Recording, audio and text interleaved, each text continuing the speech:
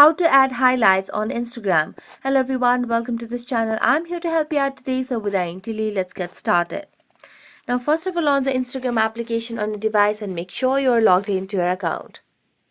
As you're logged into your account, simply what you can do is tap on your profile at the top left corner of the screen. So here you can simply click a picture or you can just upload it from your gallery and put it on your story.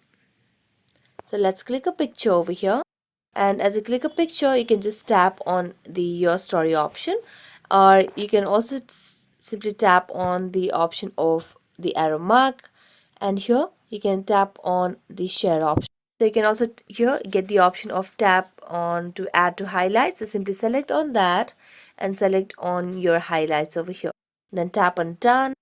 Now you can just go onto your profile, check on the highlights over here to just check if you have added your highlight over here. And there you go. So that's it. Thank you so much for watching this video. See you next time.